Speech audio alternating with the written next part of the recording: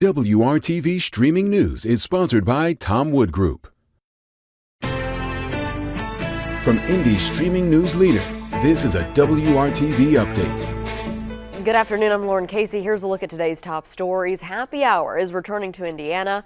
Governor Eric Holcomb officially signed a bill bringing the business practice back.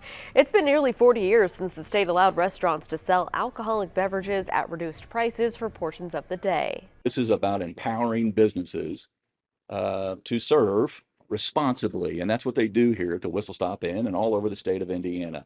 And so this is in response to not only their concerns and advocacy, but also to the consumer. Under the new law, happy hours may not exceed 4 hours in one day and 15 hours in a week. The law also says discounts may not be offered between 9 p.m. and 3 a.m. A tool to distract Riley cancer patients who are going through radiation treatment is being used. Kids have to stay completely still and be alone in a room for a duration of treatment. It can be a really scary process. That's one of the reasons that Riley implemented the use of a machine it calls Avatar. Essentially, it's a small projector that streams videos for kids to watch. Doctors say for patients like 6-year-old Mercy, it's made radiation treatment something that she can better deal with.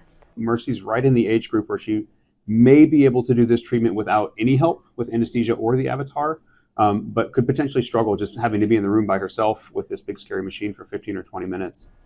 Riley says the machine has been successful for their patients. To learn more about Mercy and her whole story, just check out that story at WRTV.com.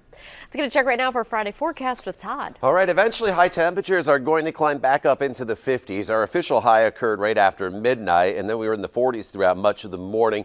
But as we thin the clouds for more sunshine, eventually back into the mid to upper 50s. It's going to be breezy, though, so it may not feel quite that warm. The breeze continues tomorrow, but your Saturday is mostly sunny with a temperature that gets up to 61 degrees. Then Sunday is much cooler on actual St. Patrick's Day with a high of only 48. Once we get to next week, it's very cold to start Monday and Tuesday morning, below freezing.